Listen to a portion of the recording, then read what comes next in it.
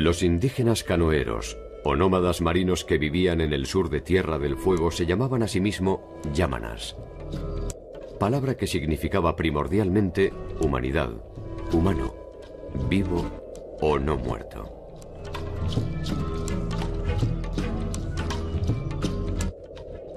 Con ese término, el grupo se diferenciaba respecto de otros indígenas que compartían su territorio. Los Selknam Uonas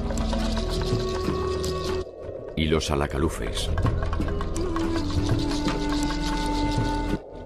Los yámanas eran un pueblo nómada. Vivían en sus balsas, aunque en ocasiones dormían en la costa al abrigo de precarias chozas construidas con pieles.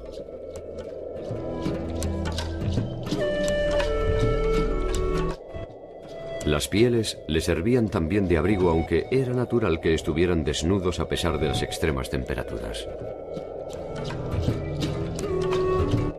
Las reglas de la comunidad se establecían de acuerdo a la voluntad de Watabinewa, el creador de todas las cosas del mundo y probablemente su deidad primordial.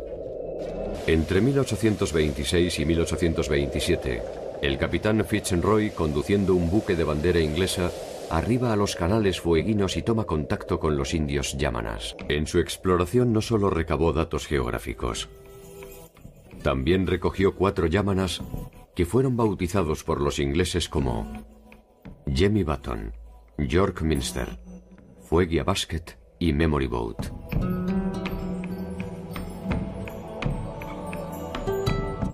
La novela La Tierra del Fuego de la escritora Silvia Iparraguirre recrea los pormenores de esa increíble historia. Fitzroy tiene contacto con los habitantes de Tierra del Fuego y contacto es traumático porque les habían robado un bote, tratan de recuperarlo, no lo pueden recuperar, Fitzroy se enoja, era un hombre muy severo, muy joven también para ser capitán, tenía 25 años, pero toma a 4 jóvenes yámanas, los sube al barco y él se arranca los botones de la chaqueta marinera y se los tira como forma de pago, tal vez, porque eran botones de nácar o de bronce muy apreciados por los yámanas. De allí el nombre de Jemmy Button, Jemmy Botón. En realidad él se llamaba Omoilume en yámana. En 1830 los yámanas fueron trasladados a Londres, en donde se les enseñó inglés. Fueron presentados en prestigiosos círculos que incluyeron a la mismísima realeza imperial. Por supuesto, nadie se preguntó qué les pasaba a esta gente con el trópico. Personas habituadas a bajo cero toda su vida, que vivían desnudos, lo cual los preservaba paradójicamente de las enfermedades. Nunca habían visto una gallina, un caballo, nunca habían visto un carruaje. Y un detalle que no es menor, Londres era la ciudad más grande del siglo XIX en Occidente. Ya está en marcha la revolución industrial. Y cuando ellos llegan, se inauguraba la iluminación a gas. Así que debe haber sido una ciudad fabulosa a los ojos atónitos de estos 4 yámanas que no podían entender que era una ciudad. Un año después Fitzroy se pregunta qué hacer. En ese momento él dice que a su costa los va a traer de vuelta a Tierra del Fuego. Uno de ellos murió, vuelven 3. La chica Fuegia, York Minster y Jemmy Button.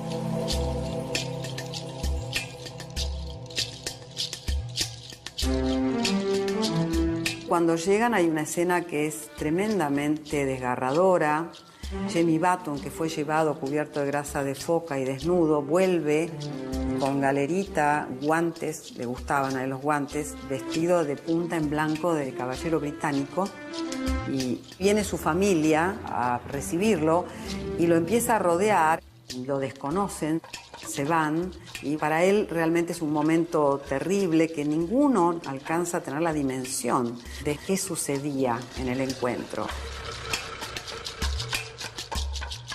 Fitzroy sigue adelante, impertérrito, él con su plan, le arman una casa inglesa, le dejan herramientas para labrar la tierra sin saber que allí no se puede plantar, el suelo es rocoso. Era bastante delirio. Un año después, Fitzroy regresa para observar los efectos de su experiencia.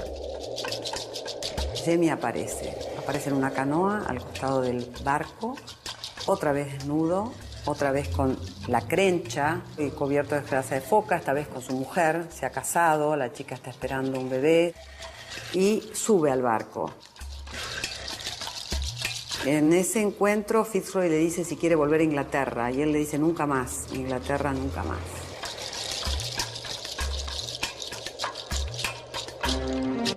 En términos prácticos, la elección de Jemmy Button fue ciertamente desafortunada.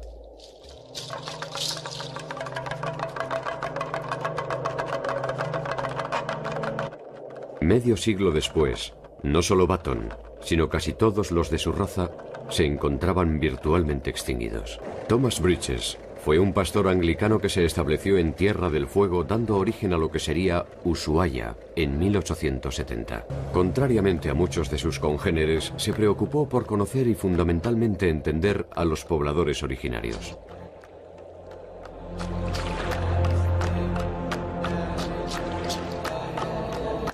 A él le debemos muchos de los extractos que nos permiten conocer su particular forma de vida.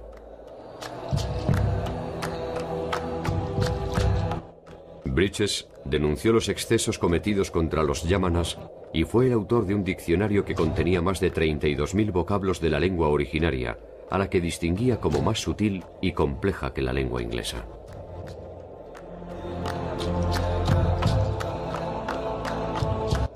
El diccionario fue publicado en Austria en 1933, cuando la cultura yámana prácticamente había desaparecido.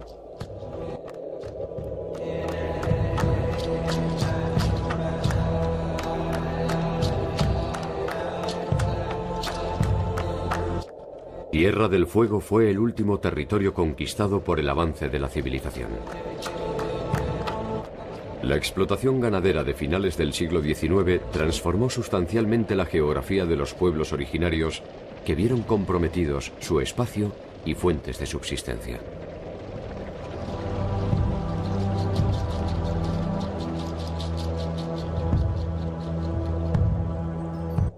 El territorio insular había sido compartido en relativa armonía por tres grupos diferenciados: los Selknam, los Yámanas y los Alacalufes. Aunque todos fueron identificados genéricamente como los peregrinos del mar, solo Yámanas y Alacalufes fueron pueblos de navegantes. Los Selknam, en cambio, poseían una raíz común con los tehuelches, y su subsistencia no estaba centrada en la recolección marítima.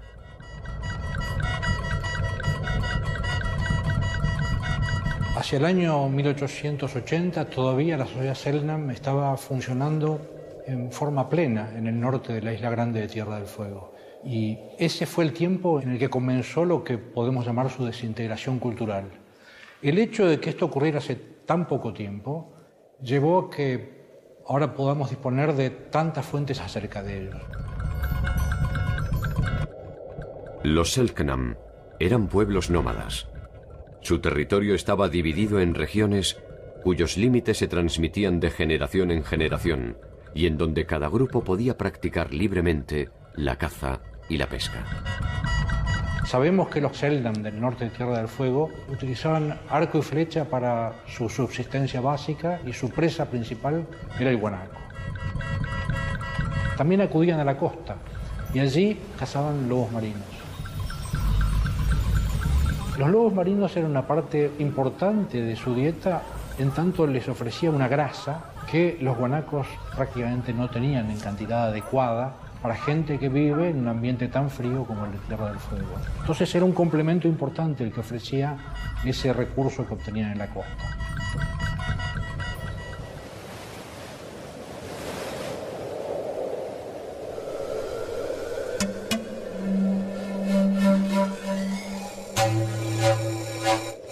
La poligamia era una práctica común y legítima que se extendía generalmente a dos mujeres, probablemente un límite necesario para asegurar la subsistencia del grupo.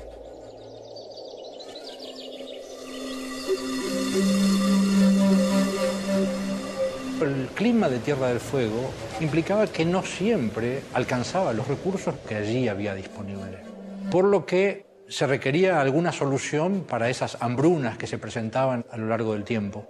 Una de las soluciones que tenían los Selknam para esto se relaciona con el sistema de casamientos.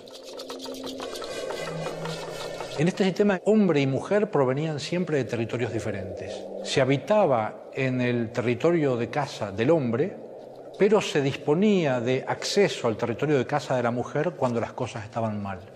De esa manera disponían de más espacio cuando esto era requerido.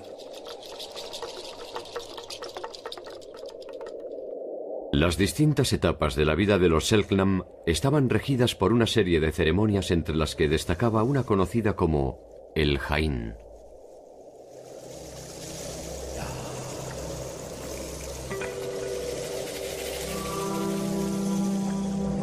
Tenemos conocimiento acerca de las ceremonias de los Selknam, debido a que algunos de los etnógrafos que vivieron con ellos pudieron participar de la ceremonia de iniciación masculina, conocida como Jain.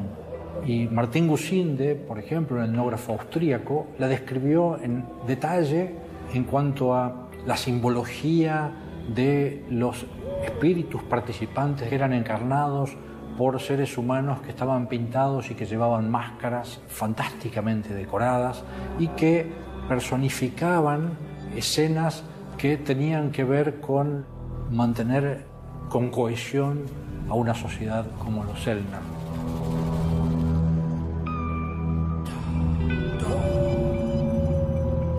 Los Selknam llegan a nosotros con una imagen tan completa gracias a que el contacto de la sociedad occidental fue muy tardío en el norte de Tierra del Fuego. De hecho, el contacto importante comienza en 1879-1880, cuando se instala la primera estancia en el norte de Tierra del Fuego, por un lado, y por el otro, la instalación de misiones salesianas que fueron un intento de, entre comillas, solución al problema indígena. Eran los lugares a donde de alguna manera se deportaban las mujeres y los niños sobrevivientes de los encuentros violentos que los estancieros tenían con los Selknam, que en algunos casos implicaron caza de indios directamente, con nombres de cazadores muy bien conocidos que eran pagados por los estancieros para evitar que los Selknam cazaran las ovejas que veían como el reemplazo de los guanacos que ya no estaban en la misma cantidad en los territorios en que ellos habitaban.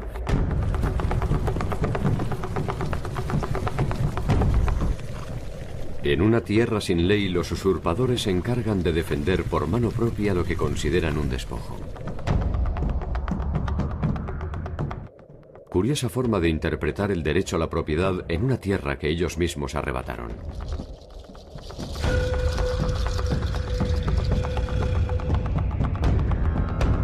Por otro lado, las misiones salesianas operaban de una manera extremadamente negativa, porque el contacto entre europeos y Selknam implicó el contacto con enfermedades desconocidas para ellos y enfermedades para las que carecían de anticuerpos. Entonces, mientras fuera una sociedad extremadamente móvil, las muertes entre los Selknam causadas por la gripe o la tuberculosis no tuvieron un efecto masivo porque no había condiciones de contagio adecuadas para atacarlos masivamente, pero las misiones otorgaron exactamente eso. Las misiones implicaban grandes galpones donde se concentraba la gente y las condiciones de ataque de estas enfermedades se hicieron masivas.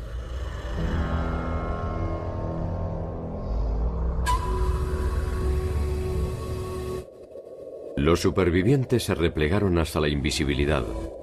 Subsistieron rendidos a reglas que no eligieron, siendo mudos testigos de la desaparición de su cultura.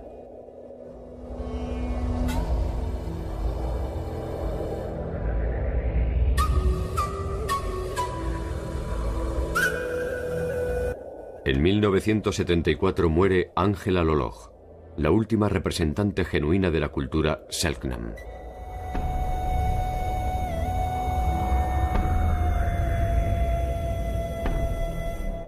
Las culturas del sur de Latinoamérica produjeron siempre una curiosa fascinación.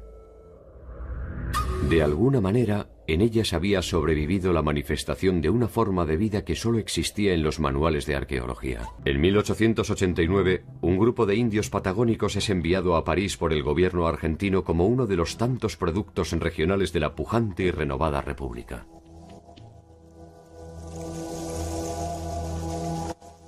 Allí son exhibidos frente al delicado público europeo, que puede constatar personalmente las cualidades del hombre prehistórico. Un registro histórico nos muestra la dinámica del exterminio. Mientras algunos cazadores apuntan hacia un horizonte indefinido, a los pies de uno de los hacendados ingleses yace una de las presas obtenidas. Un Selknam.